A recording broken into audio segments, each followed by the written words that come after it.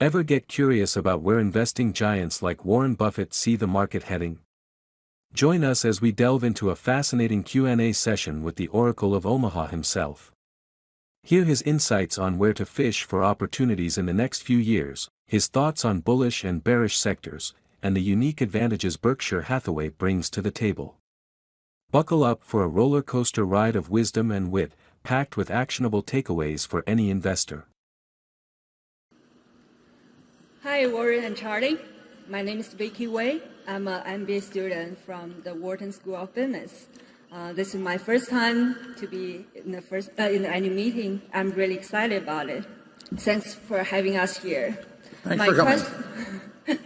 My question is, where do you want to go fishing for the next 3 to 5 years? Which sectors are you most bullish on, and which sectors are you most bearish on? Thank you.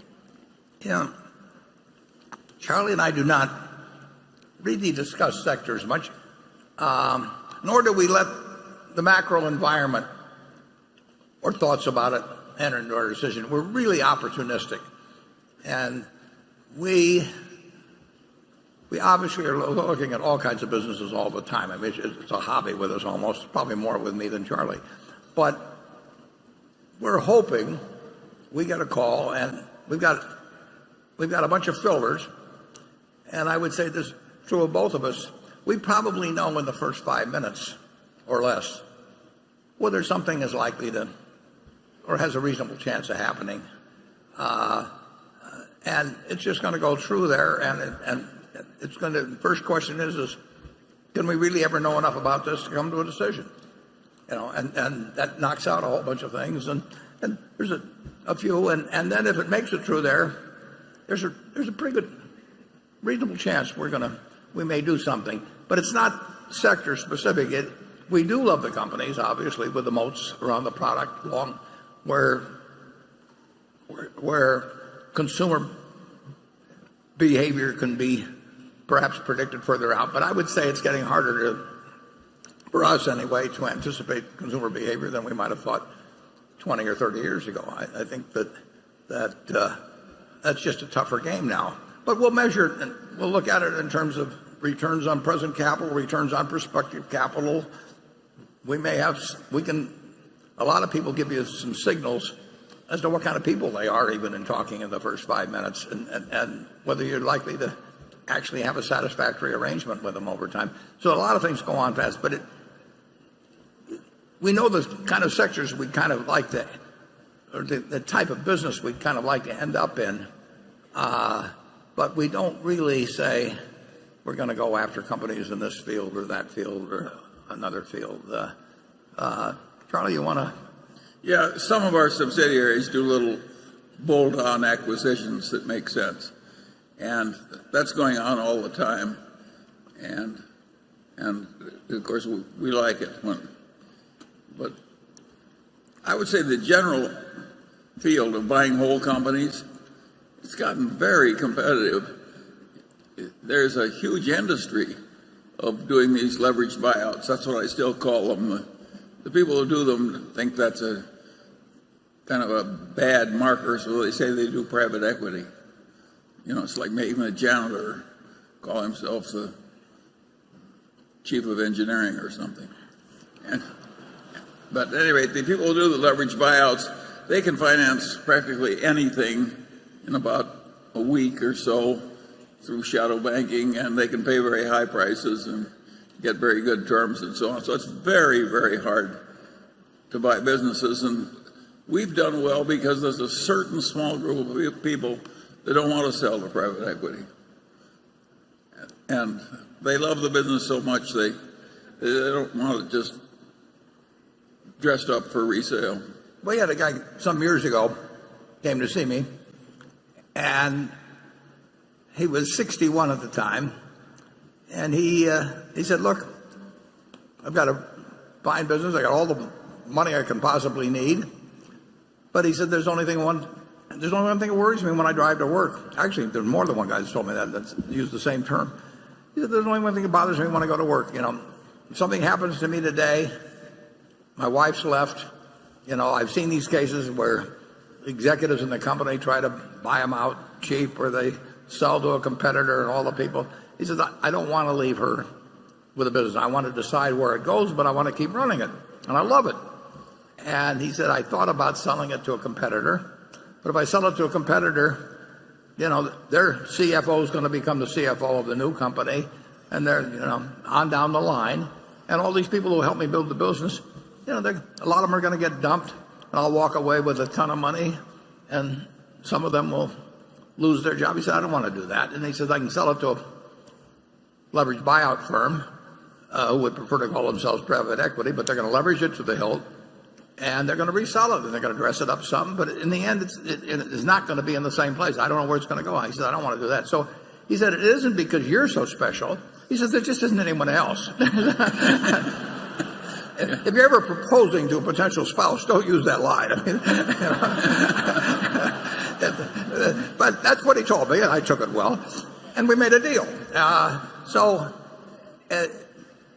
Logically, unless somebody has that attitude, we should lose in this market. I mean, you can borrow so much money so cheap, and we're looking at the money as pretty much all equity capital, and we're not competitive with somebody that's going to have a very significant portion of the purchase price carried in debt, maybe averaging 4% or something. And he won't take the losses if it goes down. He gets part of the profit if it goes up. Yeah, his calculus is just so different than ours, and he's got the money to make the deal. So if all you care about is getting the highest price for your business, we are not a good call.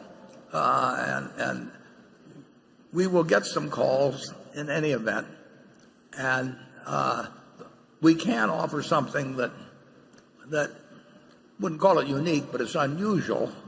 The person that sold us that business, and a couple of others that actually, it's almost word for word the same thing they say. They are all happy with the sale they made, very happy, and they have lots and lots and lots of money, and they're doing what they love doing, which is still running the business, and they know that they made a decision that will leave their family and the people who work with them all their lives in the best possible position. And that's, in their equation, they have done what's best. But that is not the equation of many people, and it certainly isn't the equation of somebody who buys it and borrows every dime they can with the idea of reselling it after they maybe dress up the accounting and do some other things. But when the disparity gets so wide between what a heavily debt financed purchase will bring as against an equity type purchase, it gets to be tougher. There's just no question about it, and it'll stay that way. But it's been tough for a long time, and we've bought some good businesses. Yeah. At what rate has Berkshire compounded intrinsic value over the last 10 years? And at what rate, including your explanation for it, please, do you think intrinsic value can be compounded over the next 10 years? Yeah. Intrinsic value, can only be calculated, or gains, in retrospect. But the intrinsic value, pure definition, would be the cash to be generated between now and Judgment Day, discounted at an interest rate that seems appropriate at the time, and that's varied enormously over a 30 or 40 year period. If you pick out 10 years and you're back to May of 2007, we had some unpleasant things coming up, but I would say that we've probably compounded at about 10%, and I think that's going to be tough to achieve, in fact, almost impossible to achieve, if we continued in this interest rate environment. That's the number one question. If you ask me to give the answer to the question, if I could only pick one statistic to ask you about the future before I gave the answer. Hold on to your hats. We're just reaching the Moneyball moment of this video. Buffett and Munger are about to reveal their secret sauce for identifying winning businesses, even in a crowded and competitive market. Don't miss this golden nugget of investing philosophy. It might just change your approach to the game forever. I would not ask you about GDP growth. I would not ask you about who was going to be president. A million things. I would ask you what the interest rate is going to be over the next 20 years on average, the 10-year or whatever you wanted to do. And if you assume our present interest rate structure is likely to be the average over 10 or 20 years, then I would say it'd be very difficult to get to 10%. On the other hand, if I were to pick with a whole range of probabilities on interest rates, I would say that rate might be it might be somewhat aspirational, and it might be doable. You would say, well, we can't continue these interest rates for a long time. I would ask you to look at Japan, where 25 years ago we couldn't see how their interest rates could be sustained, and we're still looking at the same thing. So I do not think it's easy to predict the course of interest rates at all. And unfortunately, predicting that is embedded in giving a good answer to you. I would say the chances of getting a terrible result in Berkshire are probably as low as about anything you can find. Chances of getting a sensational result are also about as low as anything you can find. So if my best guess would be in the 10% range, but that assumes somewhat higher interest rates, not dramatically higher, but somewhat higher interest rates in the next 10 or 20 years than we've experienced in the last 7 years. Charlie? Well, there's no question about the fact that the future with our present size is, in terms of percentage rates of return, is going to be less glorious than our past. And we keep saying that, and now we're proving it.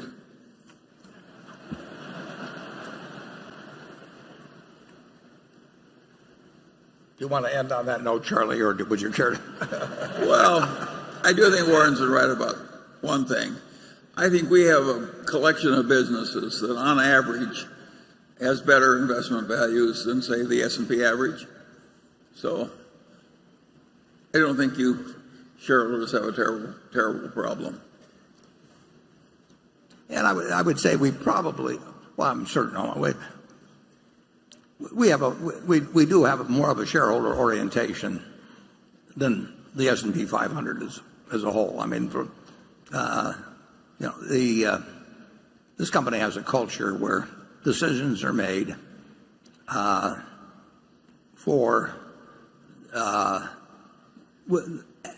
an owner, as a private owner would make them, and frankly, that's a luxury we have that many companies don't have. I mean, they are under pressures today sometimes to do things. One of the questions I asked the CEO of every public company that I meet is, what would you be doing differently if you owned it all yourself? And the answer, is usually this, that, and a couple of other things. If you would ask us, the answer is we're doing exactly what we would do if we owned them all the stock ourselves. And I think that's a small plus over time. Anything further, Charlie? I think we have one other advantage. A lot of other people are trying to be brilliant, and we're just trying to stay rational. And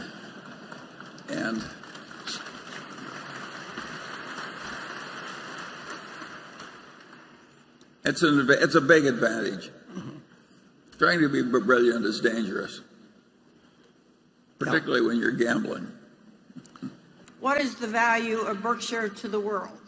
Yeah, well, I would say the question about I'm with him to the point where he says that, which he accurately describes as delegation to the point of abdication, but I would argue that abdication actually, in many cases, will enable those businesses to be run better than they would if they were part of the S&P 500 and the target perhaps of activists or somebody that wants to get some kind of a jiggle in the short term. So I think that our abdication actually has some very positive value on the companies. But you'd have to look at it company by company. We've got probably 50 managers in attendance here, and naturally they're not going to say anything publicly on television or anything where they knock us or anything, but get them off in a private corner and just ask them whether they think their business can be run better with a management by abdication from Berkshire, but with also all the capital strengths of Berkshire, that when any project that makes sense can be funded in a moment without worrying whether the banks are still lending like in 2008, or whether Wall Street will applaud it or something of that sort. So I think our hands-off style actually, I think, can add significant value in many companies. But we do have managers here you could ask about that. We certainly don't add the value by calling them up and saying that we've developed a better system, for turning out additives at Lubrizol or running Geico better than Tony Nicely can run it or anything of the sort. But we do we have a very objective view about capital allocation. We can free managers. I would say that we might very well free up at least 20% of the time of a CEO in the normal public who would otherwise have a public company, just in terms of meeting with analysts and the calls and dealing with banks and all kinds of things that essentially we relieve them of. That they can spend all of their time figuring out the best way to run their business. So I think we bring something to the party, even if we're just sitting there with our feet up on the desk. Charlie? Yeah, we're trying to be a good example for the world. I don't think we'd be having these big shareholder meetings if there weren't a little bit of teaching ethos in Berkshire. And I've watched it closely for a long time. I'd argue that that's what we're trying to do, is set a proper example. Stay sane, be honest. Yeah. So I'm proud of Berkshire, and I don't worry too much if we sell Coca-Cola. I would say, Geico is an extraordinarily well-run company, and it would be extraordinarily well-run if it were public. But it has gone from 2.5% of the auto insurance market to 12%. And part of the reason, the small part, the real key is Geico and Tony Nicely, but part of the reason is that when at least two of our competitors, big competitors, said that they would not meet their profit objectives if they didn't lighten up their interest in new business 8 or 10 months ago, I think our business decision to step on the gas is a better business decision, but I think that Geico as a public company would have more trouble making that decision than they do when they're part of Geico, because we are thinking about nothing but where Geico is going to be in 5 or 10 years. And if that requires having we want new business costs to penalize our earnings in the short term, and other people have different pressures. I'm not arguing about how they behave, because they have a different constituency than Geico has with Berkshire and what Berkshire has with its shareholders in turn. And I think in that case our system's superior. But it's not because we work harder. Charlie and I don't do hardly anything. As the curtain closes on this captivating session, you'll walk away with a renewed sense of optimism and a toolkit for navigating the ever-changing investment landscape. Whether you're a seasoned pro or just starting out, Buffett's timeless wisdom and Berkshire Hathaway's unique approach offer valuable lessons for anyone seeking long-term success. So, hit that replay button, take notes, and get ready to put these insights into action.